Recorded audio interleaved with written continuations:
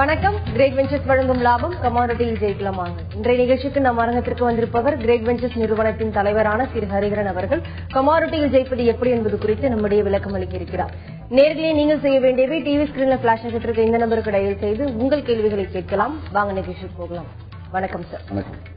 வாரத்தின் முதல் நாளான இன்று மார்க்கெட் மூவ்மெண்ட்ஸ் எப்படி இருக்கும்? நாளை பட்ஜெட் வரதுனால ஆஃப்டர் த பட்ஜெட் மார்க்கெட் ஏதாவது சேஞ்சஸ் வர வாய்ப்பு இருக்கா சார்?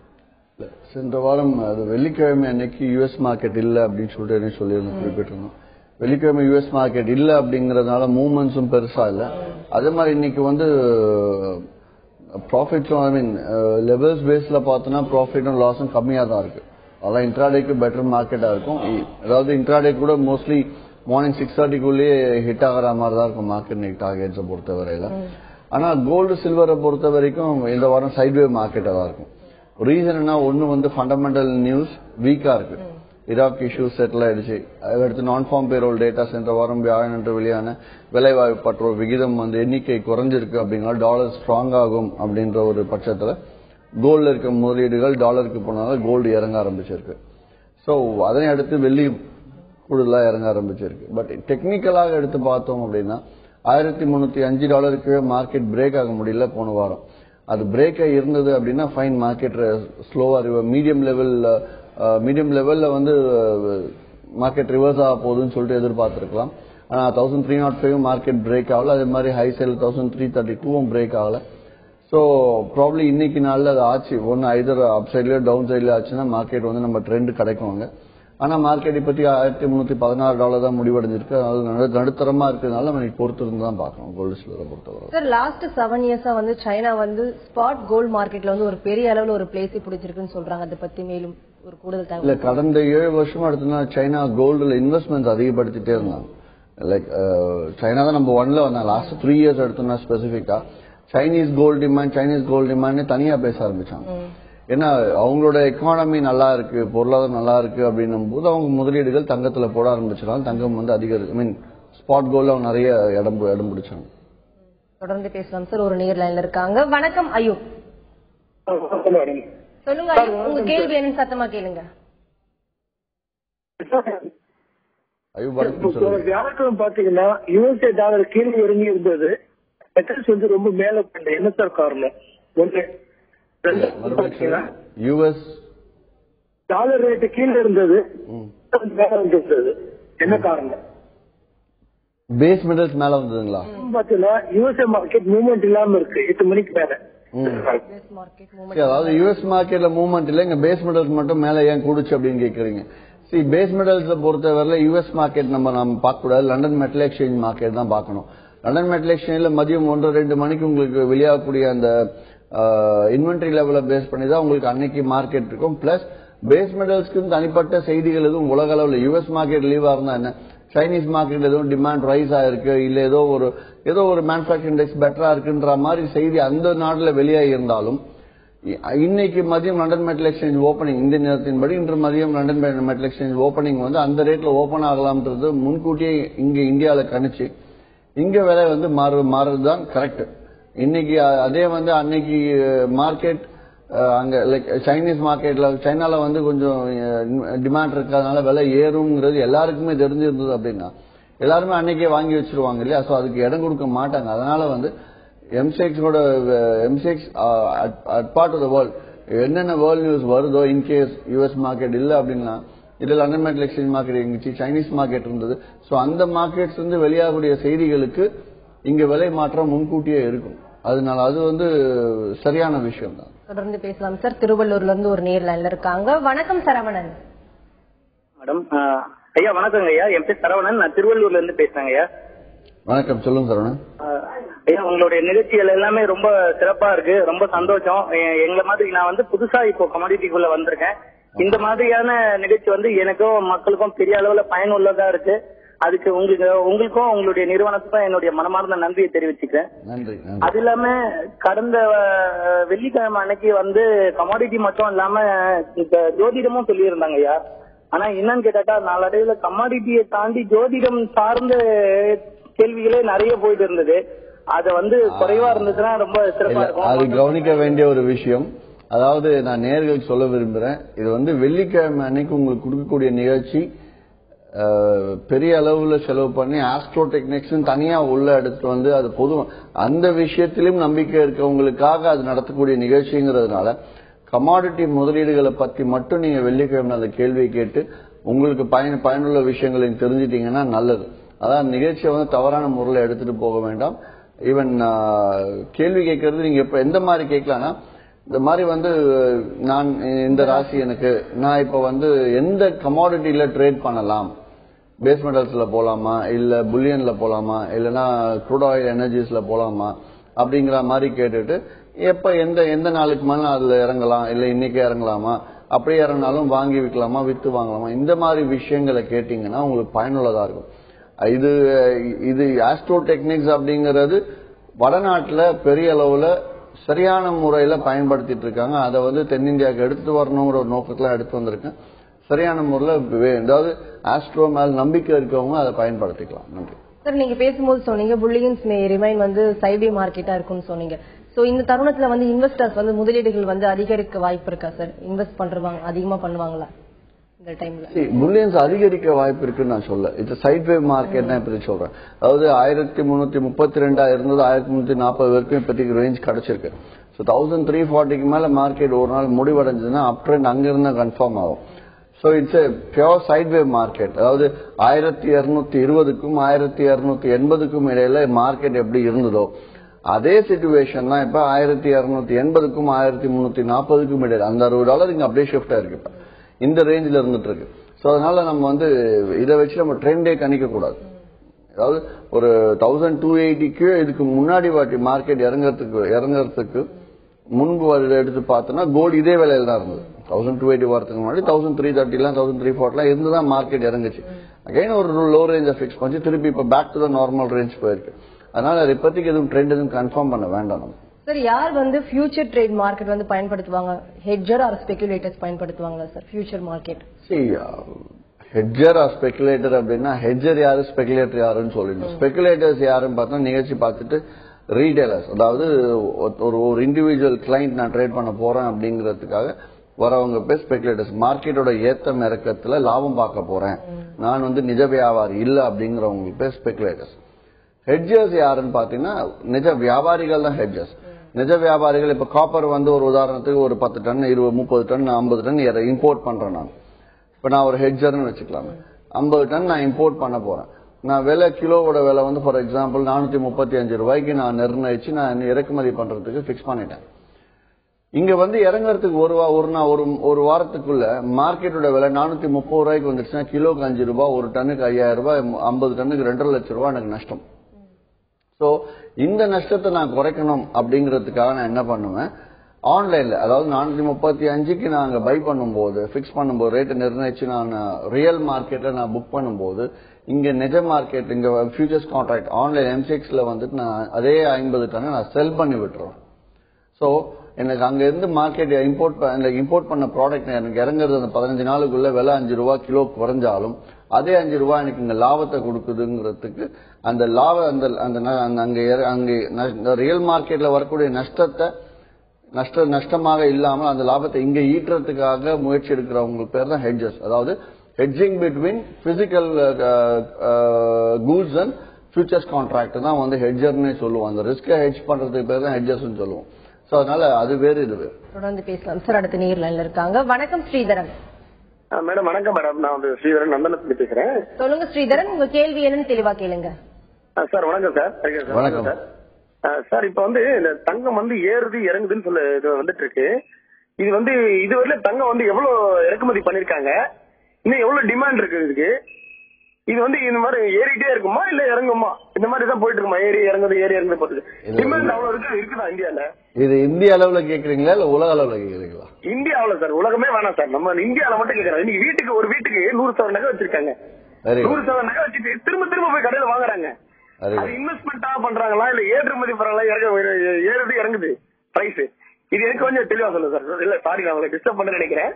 இல்ல விஷயம் வந்து நிகழ்ச்சிக்கு அப்பாற்பட்டு நீங்க கேட்டாலும் அது பொதுமக்கள் பயனடைகிற விஷயமா தான் இருக்கும்.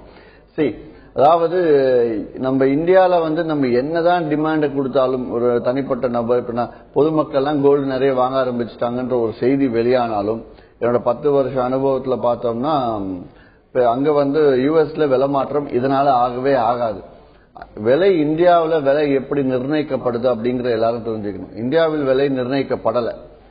அமெரிக்காவில் உலக சந்தையில நடக்கக்கூடிய டிமாண்ட் வந்து London bullion merchant association LBMA சொல்லுவோம். அங்க வந்து டிமாண்ட் அண்ட் சப்ளை மொத்தமா போயிட்டு அங்க LBMA போய் இறங்கும். அங்க எல்லாமே ஆன்லைன்ல தான் நடக்கும். சோ அங்க என்ன விலை நிர்ணயிக்கப்படுதோ அதே விலை வந்து அமெரிக்காவில் ஸ்பாட் கோல்ட்ல ட்ரேட் ஆகும். அந்த ஸ்பாட் கோல்ட்ல ட்ரேட் ஆகிற ரேட்டு தான் அதுக்கு தகுந்த ஸ்பாட் கோல்ட்ல வர ரேட் அப்படியே ஃபியூச்சர்ஸ் கான்ட்ராக்ட்ல நடக்கும்.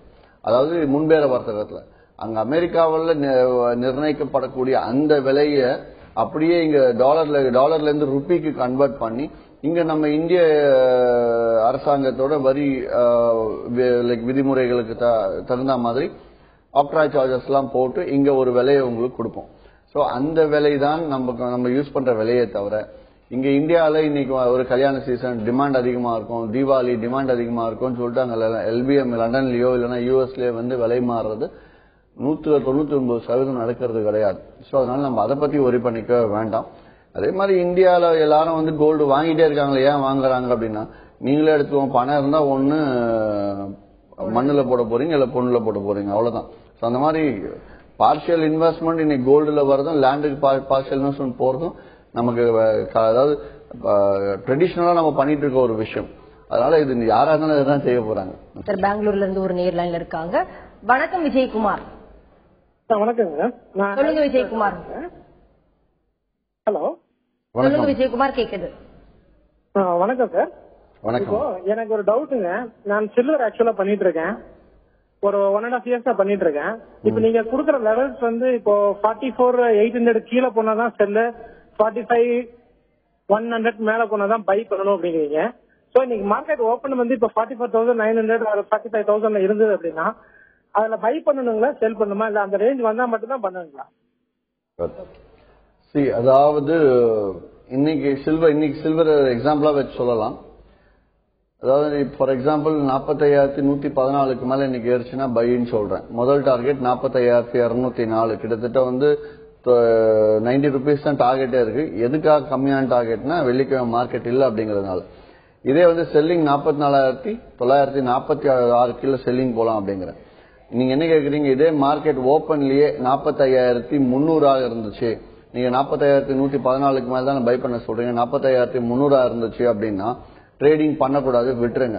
இல்ல 45,114 மேல பையின்னும் போது மார்க்கெட் 45,000 இருக்கு, அதாவது 114 ரூபா கீழே இருக்கு, 114 மேல தான் நீங்க ஓப்பனே சொல்றீங்க, நான் இப்பயே பை பண்ணிடலாமா, பை பண்ணி மார்க்கெட் அதுக்கு மேல போச்சுன்னா நான் அந்த பொசிஷனை ஹோல்ட் பண்ணலாமா, ஹோல்ட் பண்ணி 45,204 டார்கெட்டா வைக்கலாமான்னு கேக்குறீங்க. சோ நான் சொல்லக்கூடிய பை அபோவ் ரேட்டுக்கு முன்னாடியே இருக்கும்போது நான் அப்பயே பை பண்ணிடலாமான்னு கேக்குறீங்க. அந்த மாதிரியும் பண்ணக்கூடாது.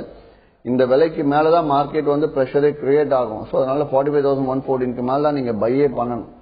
அதுக்கு முன்னாடி நீங்க பை பண்ணக்கூடாது. அதே மாதிரி செல்லிங்கும் 44,946 கீழே போச்சுன்னா செல்லிங்கே பண்ணணும். ஆனா மார்க்கெட் அந்த ஹையோ லோவோ அந்த பை அபோவ் செல் பிலோவுக்கு மேல இருந்துச்சு அப்படின்னா மட்டும், அதாவது பை அபோவுக்கு மேல ஹை வந்துருச்சு மார்க்கெட் ட்ரேட் பண்ணக்கூடாது, பை பண்ணக்கூடாது. அதே செல் பிலோவுக்கு லோ வந்துருச்சு அப்படின்னா செல்லும் பண்ணக்கூடாது. அதாவது என்னோட லெவல்ஸை பார்த்து நீங்க செய்றீங்க அப்படின்னா தொடர்ந்து பேசலாம் சார். கோவையில இருந்து ஒரு நேர் லைன்ல இருக்காங்க. வணக்கம் மணிகண்டன். குரு கிட்ட பேசுங்க சார். வணக்கம் சார். வணக்கம் சார். இன்னும் 2 நாள்ல பட்ஜெட் வரப்போகுதுங்க சார். சரி, அதுக்கு தகுந்தாது நம்ம கரன்சி எப்படி இருக்குன்னு நினைக்கிறீங்க? பட்ஜெட் வந்து சாதகமா இருந்துச்சு, அதாவது இருக்க எல்லா தொழிலுக்கும் சாதகமா இருந்துச்சு அப்படின்னா கண்டிப்பா வந்து ருபீஸ் ஸ்ட்ராங்காக தான் செய்யும். இல்ல ஏதாவது பட்ஜெட் சரியில்லை, எல்லா தொழில் அதாவது ஆண்டர்பிரினர்ஸ் அதாவது பிசினஸ் நடத்துறவங்க எல்லாருக்கும் ஓவரால் எல்லா இண்டஸ்ட்ரீஸ்க்குமே வந்து பட்ஜெட் ஒரு சரியான ரிசல்ட்டை கொடுக்கல, வீக்கான பட்ஜெட்டா இருக்கு அப்படிங்கிற மாதிரி இருந்துச்சு அப்படின்னா உடனடியா வந்து ருபி வீக்காக ஆரம்பிக்கும். ருபி வீக் ஆச்சு அப்படின்னா டாலர் ஸ்ட்ராங் ஆகும். டாலர் ஸ்ட்ராங் ஆச்சுன்னா நமக்கு இங்க எல்லா கமாடிட்டியோட ரேட்டும் ஏற ஆரம்பிக்கும். சோ அதனால இதை மட்டும் மைண்ட்ல வச்சுட்டாலே போதும். டிபெண்ட்ஸ் அப்பான் பட்ஜெட்டோட ஓவரால் அவுட்புட் எப்படி இருக்குன்றது எல்லா இண்டஸ்ட்ரிக்கும் சேர்த்து தான் நம்ம சொல்ல முடியும். சோ ஏன்னா இது வந்து ஸ்டாக் மார்க்கெட்ல எடுத்தீங்கன்னா பட்ஜெட் வந்து உடனே காட்டிட்டு இருக்கும். பட் கமாடிட்டி மார்க்கெட்ல இந்த பட்ஜெட் பெருசா எதுவும் காட்டாது. ரீசன் என்னன்னா, நம்ம கவனிக்க வேண்டிய ஒரே விஷயம் நீங்க சொன்ன அந்த கரன்சி ருப்பியோட வேல்யூ எப்படி இருக்கும், டிப்ரிஷியேட் ஆகுமா அப்ரிஷியேட் ஆகுமா பட்ஜெட்னால, அதை வச்சுதான் இந்த கமாடிட்டி மார்க்கெட்டே மூவ்மெண்ட் கொடுக்கும். தொடர்ந்து பேசலாம் சார். திண்டுக்கல்ல இருந்து ஒரு நேர் லைன்ல இருக்காங்க. வணக்கம் டேவிட். சொல்லுங்க டேவிட், உங்க சந்தேகங்கள் என்னன்னு சத்தமா கேளுங்க. மேம், அதாவது நான் working in resort manager ma'am. என்னோட ஏஜ் பாத்தீங்கன்னா 23 மேம். இது அவுட் ஆஃப் ஸ்டேஷன் கொஸ்டின். சொல்லுங்க மேம். இதை இப்போதைக்கு நான் இன்வெஸ்ட் பண்ணணும்னா இப்போ என்கிட்ட ஒரு 4-5 லேக் இருக்கு மேம். நான் எதுல இன்வெஸ்ட் பண்ணா எனக்கு கொஞ்சம் கூடுதலா கிடைக்கும்? ஓகே, அது அவர் வந்து 4 or 5 lakhs வச்சிருக்காரு. இன்வெஸ்ட் பண்றது எவ்வளவு இன்வெஸ்ட் பண்ணலாம் கமாடிட்டி ட்ரேடிங்க்கு, அது எதுல இன்வெஸ்ட் பண்ணலாம்னு கேக்குறாரு சார். எந்த கமாடிட்டிஸ்? 4 or 5 lakhs வச்சு நீங்க ட்ரேடிங் ஸ்டார்ட் பண்ணோம் அப்படின்னா தாராளமா கோல்டு சில்வர்லயே ட்ரேட் பண்ணலாம். அதுன்னு கூட என்ன பண்ணுவேன், எப்பவுமே காப்பர் க்ரூட் ஆயில் ட்ரேட் பண்ண சொல்லுவேன். ஏன்னா நீங்க புதுசு மார்க்கெட் அப்படிங்கறதுனால காப்பர் க்ரூட் ஆயில் ட்ரேட் பண்ணுங்க ஒரு 1 week. கூடயே வந்து ஒன்னு காப்பர் க்ரூட் ஆயில் ஏதாவது ஒரு கமாடிட்டியும், கோல்டு சில்வர் ஏதாவது ஒரு கமாடிட்டியும் எடுத்து ட்ரேட் பண்ணுங்க. இதுல கிரேட் வெஞ்சர்ஸ்ல நாங்க ஒவ்வொரு நாளும் காலை 10:15 மணிக்கு முக்கியமான அளவுகள் கொடுப்போம். அந்த அளவுகளை தெரிஞ்சுட்டு நீங்க ட்ரேட் பண்ணாலே போதும். திண்டுக்கல்ல இருக்கீங்கன்னா பக்கம் இன்கேஸ் மதுரை உங்களுக்கு பக்கமாக இருந்துச்சு அப்படின்னா மதுரை கிரேட் வெஞ்சர்ஸோட மண்டல அலுவலகம் போயிட்டு நீங்க டைரக்டா ஒரு நாள் உட்காந்து ட்ரைனிங் எடுத்தீங்கன்னா தாராளமா நீங்களே வந்து ட்ரேடிங் பண்ண ஒரு 2-3 நாள் போயிட்டு வந்தாலே ட்ரைனிங் எடுத்துட்டு அப்புறம் நீங்க வீட்டுல இருந்தபடியே ட்ரேட் பண்ணலாம். ஆபீஸ் கூட வர வேண்டிய அவசியம் கிடையாது. சார், ட்ரேட் பண்றவங்க மந்த்லி வந்து எவ்வளவு ரிட்டர்ன்ஸ் வந்து அவங்க எதிர்பார்க்கலாம் சார்? பேசிக்காவே ஒரு மேக்ஸிமம் எவ்வளவு அமௌண்ட் எதிர்பார்க்கலாம் சார்? என்னோட சஜஷன் என்னன்னா 8 to 10% அப்படிங்கறது ஈஸியா எதிர்பார்க்கலாம். அதுக்கு டிசிப்ளைன்ஸ் மட்டும் அவங்க ஃபாலோ பண்ணா போதும். 8-10% ஒரு மாசம் அப்படிங்கிற ஒரு வருஷத்துக்கு 100% ரிட்டர்ன். ஒரு 5 லட்சம் போடுறதுக்கு ஒரு வருஷ கடைசியில கூடுதலாக 5 லட்சம் வரும் அப்படின்னு தான் நான் சொல்றேன். அதற்கு சில வழிமுறைகளும் விதிமுறைகளும் கடைபிடிக்கணும், வேற ஒண்ணுமே கிடையாது. அதாவது லெவல்ஸ் டெய்லி காலைல 10:15 மணிக்கு கொடுக்குறோம். அந்த அளவுகளை கரெக்டா ஃபாலோ பண்ணி இன்ட்ராடே ட்ரேட் பண்ணாலும் நீங்க தாராளமா எடுக்கலாம். ஃபார் எக்ஸாம்பிள், உங்களுக்கு வந்து ஒரு 10,000 வேணும் மாசத்துக்கு அப்படின்னா 1 லட்ச ரூபா முதலீடு செய்யணும் 10 மடங்கு. ஸோ 10% ரிட்டர்ன் எதிர்பார்க்க 10 மடங்கு பணம் முதலீடு செய்யணும் இல்லையா? ஸோ அப்படி பார்க்கும்போது 1 லட்ச ரூபா முதலீடு பண்றீங்க அப்படின்னா 1 லட்சத்துக்கு நீங்க காப்பரும் க்ரூட் ஆயிலும் தாராளமா ட்ரேட் பண்ணலாம். க்ரூட் ஆயில் காப்பர்ல 10,000 ரூபாய் வேணும் அப்படின்னா ஒரு மாசத்துக்கு 10,000 22 நாளைக்கு கணக்கெடுத்தா ஒரு நாளைக்கு புரோக்கரேஜ் எல்லாம் போக 500 இருந்து 600 ரூபாய் தான் உங்களுக்கு தேவை. ஸோ காப்பர் க்ரூட் ஆயில தாராளமா ஒரு நாளைக்கு 1000 ரூபாய் சம்பாதிக்கலாம். அந்த 1000 ரூபாய் சம்பாதிச்சீங்கன்னா ட்ரேடிங் நிப்பாட்டுங்க, அதுக்கு அடுத்த நாள் ட்ரேட் பண்ணுங்க. இந்த பழக்கத்துக்கு வந்தாலே போதும். It is very very easy. 8-10% எல்லாம் காம்ப்ளிகேட்டே கிடையாது கமாடிட்டிஸ் பொறுத்தவரை. தொடர்ந்து பேசலாம் சார். ஈரோட்ல இருந்து ஒரு நேர்ல இருக்காங்க. வணக்கம் கார்த்திகேயன். வணக்கம் மேடம், சார்ட்ட வந்து பேசணும். பேசுங்க. வணக்கம் சார். வணக்கம், சொல்லுங்க சார். இன்னைக்கு க்ரூட் ஆயில் எப்படி இருக்கு சார்?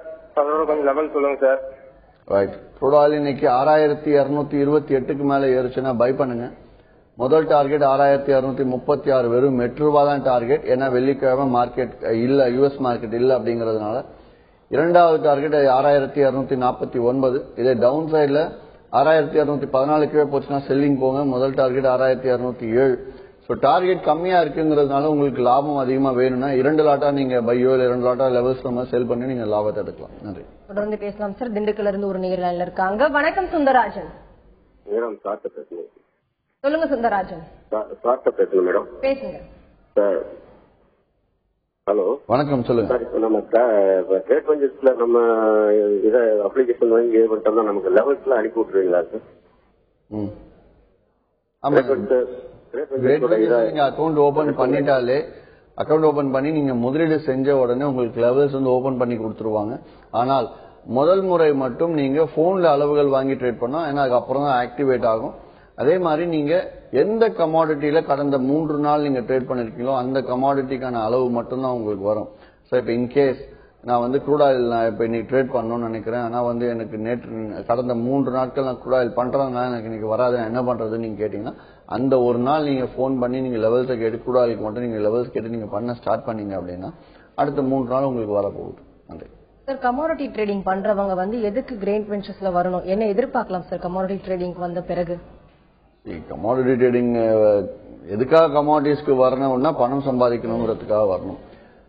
அது கிரேட் வெஞ்சர்ஸ்க்கு எதுக்காக வரணும் அப்படின்னா பணம் விடாம சம்பாதிக்கணுங்கிறதுக்காக இங்க வரலாம்னு நான் சொல்லுவேன். அப்படி பார்க்கும்போது மாதம் 8 to 10% வருமானம் சுலபமா சம்பாதிக்கிறதுக்கான துல்லியமான விஷயங்கள், அதாவது 10:15 மணிக்கு அளவுகள், அதுக்கப்புறம் இப்ப சார்ட் கொடுத்திருக்கேன். சார்ட்ஸ்ல அதுவே எங்க பை பண்ணணும், எங்க செல் பண்ணணும், அப்படி பை பண்ணா எங்க டார்கெட் 1, எங்க டார்கெட் 2, எங்க ஸ்டாப் லாஸ்ங்கிறது தெளிவா கொடுத்திருக்கோம். அப்படியே செல் பண்ணாலும் டார்கெட் என்ன, டார்கெட் 1 என்ன, டார்கெட் 2 என்ன, ஸ்டாப் லாஸ் அதுவே லைன் பண்ணிடும் சார்ட்லயே. சோ இந்த அளவுக்கு சுலபமான 2 விஷயங்கள். அதனே அடுத்தது ட்ரேடிங் டிப்ஸ். என்னால உட்காந்து ட்ரேட் பண்ண முடியாது, ஜஸ்ட் டிப்ஸ் மட்டும் அனுப்புங்க. நான் வீட்டுல இருந்தபடியோ இல்ல வெளியில ஆபீஸ்க்கோ இல்ல பிசினஸ்ல இருந்தபடியோ நான் பண்ணணும் அப்படின்னா மொபைலுக்கு மெசேஜாவும் அனுப்புறோம். அந்த மொபைல்ல ஒவ்வொரு மணி நேரம் மார்க்கெட் ரேட் அனுப்புறோம். அது மட்டும் இல்லாமல் ரேட் தெரிஞ்சுக்கணும்னா நீங்க யாருக்கும் போன் பண்ண வேண்டிய அவசியமே கிடையாது. கிரேட் வெஞ்சர்ஸை பொறுத்தவரையில கிரேட் வெஞ்சர்ஸ் அதாவது இன்ஸ்டன்ட் எஸ்எம்எஸ்க்காக ஒரு மொபைல் நம்பர் கொடுப்போம் உங்களுக்கு. அந்த நம்பருக்கு நீங்க மெசேஜ் அனுப்பிச்சீங்கன்னா க்ரூடுன்னு நினைச்சா க்ரூட் ரேட் உடனே உங்க மொபைலுக்கு 30 செகண்ட்ல வரும். கோல்டு நினைச்சா கோல்டு ரேட் 30 செகண்ட்ல வரும். சோ கோல்டு மினி வேணா ஜிஎம் நினைச்சா வரும். அது எல்லாமே அந்த பேக் ஆஃபீஸ் லாகின் பண்ணும்போதே உங்களுக்கு அதுல கிளியர் கட்டா கொடுத்துருக்கோம். சோ அதை பார்த்து நீங்க பண்ணாலே உங்களுக்கு தேவையான விஷயங்கள் உடனடியா தெரியறதுக்கு. பேலன்ஸ் வேணாலும் மொபைல்லே நீங்க பாத்துக்கலாம், பொசிஷன் வேணாலும் மொபைல்லே பாத்துக்கலாம். இதுக்கு ஆண்ட்ராய்டு கூட வேண்டாம், நார்மல் மொபைலே கூட போதும். நன்றி. Thank you sir. நீங்க எங்க ஸ்டுடியோக்கு வந்தது கமோடிட்டி ட்ரேடிங் குறித்து பலவிதமான ஏற்றம் இறக்கங்கள் குறித்து நிறைய விஷயங்கள் ஷேர் பண்ணிக்கிட்டீங்க. நேரில் கேட்ட ஒவ்வொரு கேள்விக்கும் ரொம்ப பொறுமையா பதிலளிச்சீங்க சார். நன்றி. நன்றி. கிரேட் வெஞ்சர்ஸ் வழங்கும் லாபம் கமாரோட்டியில் ஜெயிக்கலாமாக நிகழ்ச்சிக்கு இன்று நம் அரங்கத்திற்கு வந்திருப்பவர் கிரேட் வெஞ்சர்ஸ் நிறுவனத்தின் தலைவரான திரு ஹரிஹரன் அவர்கள். கமாரோட்டியில் ஜெயிப்பது எப்படி என்பது குறித்து அவர்கள் சொன்ன பலவிதமான தகவல்கள் உங்களுக்கு ரொம்பவே பயனுள்ளதாக அமைஞ்சிருக்கும். மீண்டும் சந்திப்போம். வணக்கம்.